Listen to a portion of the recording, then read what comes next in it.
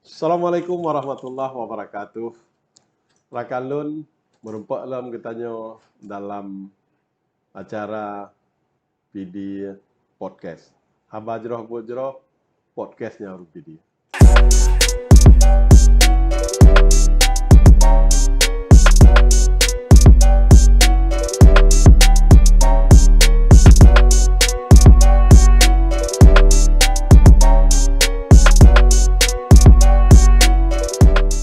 Assalamualaikum. Waalaikumsalam warahmatullahi wabarakatuh.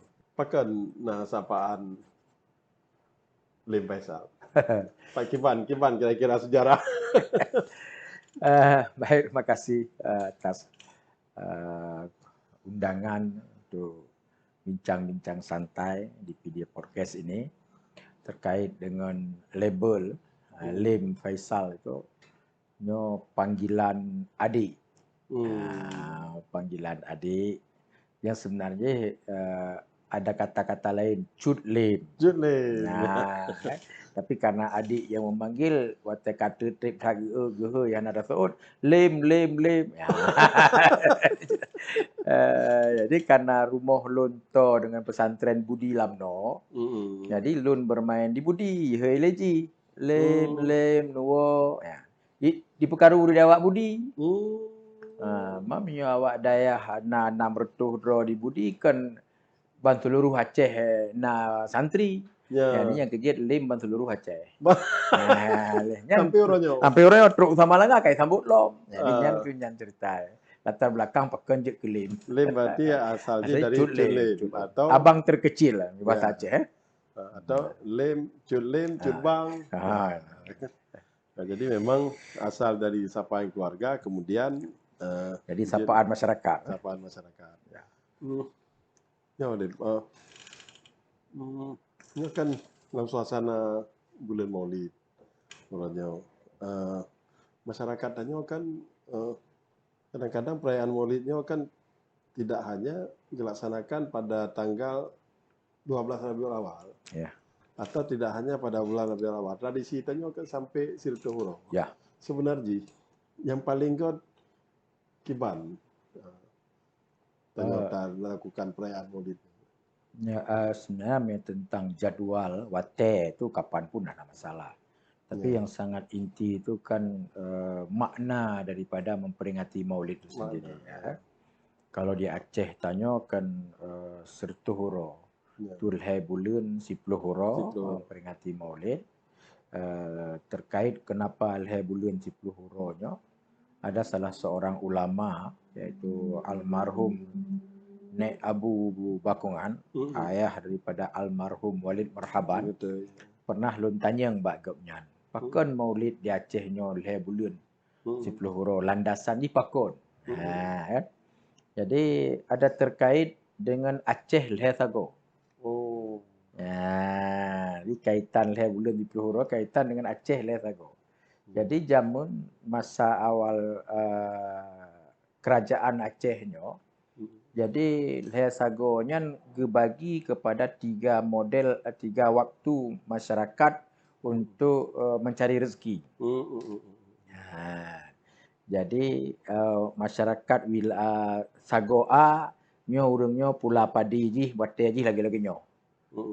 Jadi 3 musim, 3 waktu yang berbeda. Jadi karena pelaksanaan Maulidnya terkait dengan bunuh panen, dengan panen padi, dengan koh padi urang tanya, maka diputuskan tu oleh ulama-ulama jamun berarti perayaan Maulid untuk mengakomodir semangat urang untuk melaksanakan dari Alhai Aceh Alhai Sagonyo, maka diputuskan tu Alhai Bulan. Alhai Bulan 10 huro karena 12 Rabiul Awal. Di itu alasan yang disampaikan oleh Abu Bakungan. Dan yang salah satu khazanah keacehan. Yang harus dipertahankan karena hana balain yang model pelaksanaan Maulid Alhai Bulan 10 huronya yang khusus dengan bagainya di Aceh. Jadi yang kekhususan di Aceh dan itu tidak bertentangan Secara syar'i hana masalah. Hana masalah satu ya kan. Tidak ya, karena tetap walaupun tak peringati jino, yang namun waktu lahir Nabi tetap 12 Rabiul Awal. 12 Rabiul Awal. Jadi tinggal mentang semangat masyarakat untuk melaksanakannya tergantung kapan yang dah sepakatin. Ya. Jadi menjadi di luar Aceh ada juga daerah yang Maulid itu sepanjang tahun. Sepanjang tahun. 9 tahun. Jadi bulan-bulan puasa tak kalian memperingati Maulid. Cuman karena pengertian memperingati Maulid di daerah-daerah tertentu itu hanya baca selawat, baca berzanji. Kalau lagi ada Aceh, dan yang Aceh waktu itu memperingati Maulidnya kuah belangong. Ya, kan bukulah halan. Jadi kita identik dengan makanan. Menjadi tangsi benar lemang. Benar lemang. Jadi identik dengan makanan. Jadi maka dia muter fokus tebal. Jadi mencoba kau mana bulan puasa, Maulid. Dia main pikirannya pun ada Maulid belum puasa. Kan pakat pejobu. Jadi pakat bersalawat kepada Rasulullah, membaca kisah-kisah berzanji. Nah, itu cerita. Yang mengenai jadwal Maulid. Ya. Kemudian asal Maulid sendiri gimana seharusnya?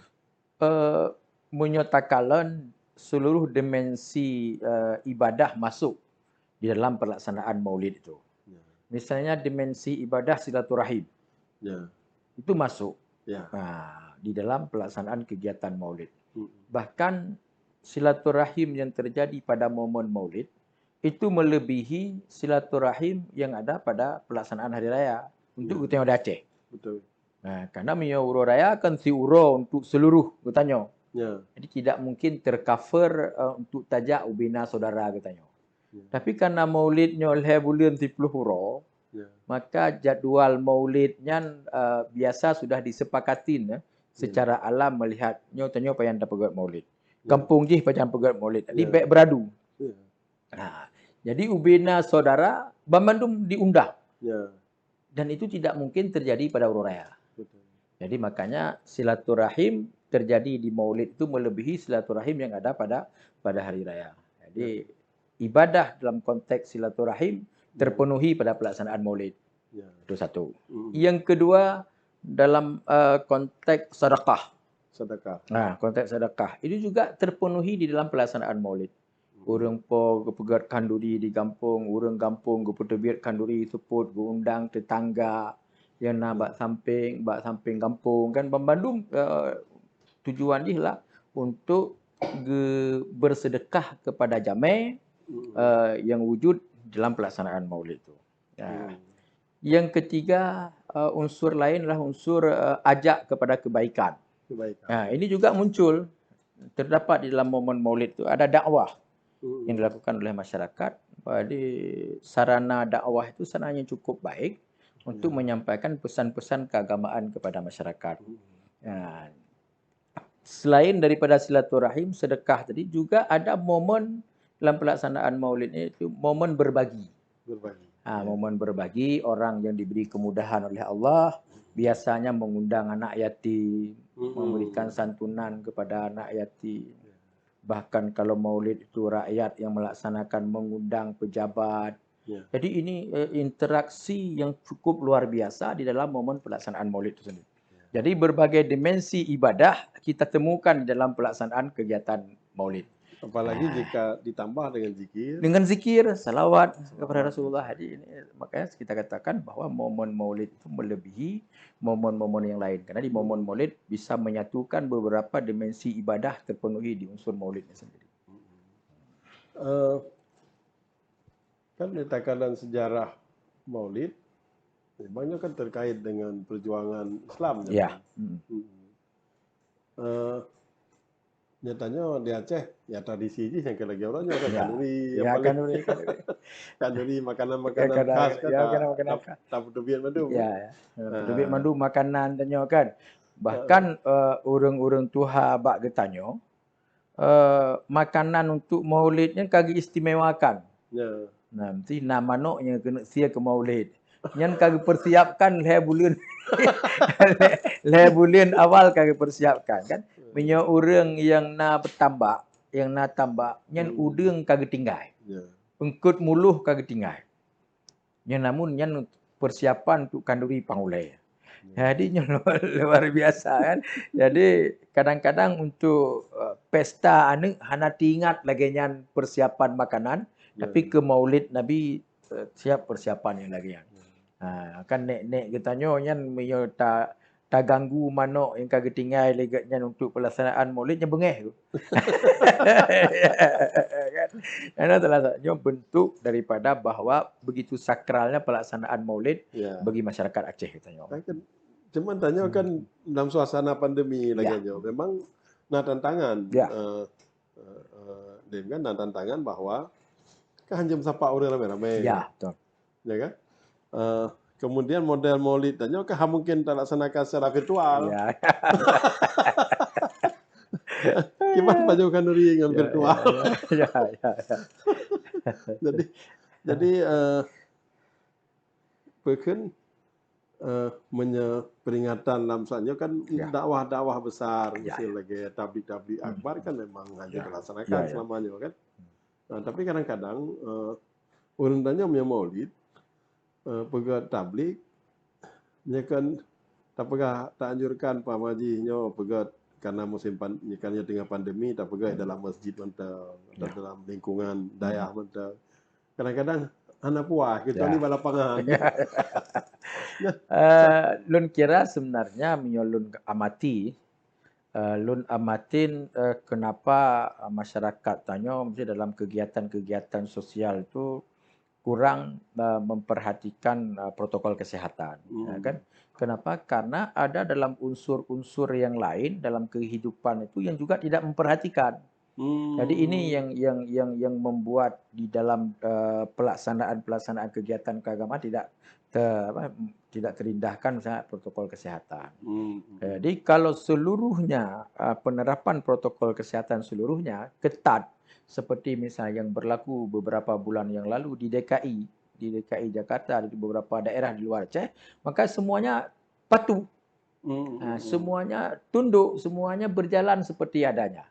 Jadi masjid juga ditutup, pasar juga ditutup, pesta juga tidak ada. Jadi berlaku semua. Jadi sehingga tidak ada alasan bagi masyarakat untuk membanding-bandingkan. Kita di Aceh ini agak sedikit lemah di dalam penerapan protokol kesehatan di dalam kehidupan masyarakat kita sehari-hari. Jadi akibat ini ada kelemahan di sisi ini, maka kalau kita sampaikan pada pelaksanaan Maulid, kegiatan keagamaan yang lain, ini masyarakat kita tidak terima. Jadi ini bukan karena penolakan terhadap protokol kesehatan, tapi lebih kepada ketidakmerata pelaksanaan protokol kesehatan dalam seluruh aspek kehidupan. Jadi ini terbukti di daerah lain yang berlaku seluruh aspek kehidupan dalam pelaksanaan protokol kesehatan, maka juga dalam nilai-nilai pelaksanaan keagamaan juga berlaku. Jadi ini, tapi walaupun itu, tugas kita tetap harus kita sampaikan. Sekurang-kurangnya, walaupun tidak maksimal pelaksanaan protokol kesehatan itu, tapi ada teringat di dalam hati bahwa potensi di tempat keramaian untuk penyebaran COVID itu sangat memungkinkan. Jadi jangan juga kita karena melihat ini tidak merata, tidak kita sampaikan tentang protokol kesehatan, ajakan jangan. Berarti masalahnya tidak efektifnya pelaksanaan protokol kesehatan, masalahnya tidak hanya di masyarakat saja. Tapi lebih masalahnya adalah dalam ketegasan pelaksanaan protokol di semua sektor kehidupan. Cuman fokus satu Pak Masjid pakai bebas. Itu contoh di Banda Aceh. Di Banda Aceh itu Sabtu Minggu nyenhana protokol kesehatan di Lampu di Loknga. Enggak ada tuh protokol kesehatan. Di Lampu tidak ada protokol kesehatan, di Loknga enggak ada protokol kesehatan, di Uleli tidak ada protokol kesehatan. Ini kan yang membuat orang bertanya-tanya, pakon di Lampu ana. Makanya coba lagi di Jakarta, Ancol tutup, Bandung tutup. Kan Taman Mini tutup, semua tutup dia. Makanya aman benar, anak karu-karu. Dan sukseskan vaksin. Sukses, Pak. Tapi tapi kan lebih efektif, lebih galam umpamanya untuk khusus menghadapi suasana pandemi, kemudian tanya dia bisa berbuat acara seperti biasa lagi, Ya, kan semuanya harus vaksin. ya. Program pemerintah yaitu melakukan vaksinasi kepada masyarakat kita itu perlu dukungan, perlu dorongan, perlu penyampaian, menggugah kesadaran masyarakat Tanyo. Karena memang pandemi COVID-19 harus tak atasi dengan terbangunnya herd immunity di antara kita rame-rame. Jadi memang bahasa Haji, karena kekuatan COVID-nya cukup tinggi, maka harus tak pertahankan bacut-bacut apa. Kan? Harus tak pertahankan bacut apa. Di baklun na bacut imun, baren na bacut, populen na bacut. Jadi dengan sampai kepada misalnya 65% ataupun 70% katanya bisa, sudah kita vaksin, maka bacut-bacut itu membuat serangan dari COVID-19 ini menjadi sangat berkurang.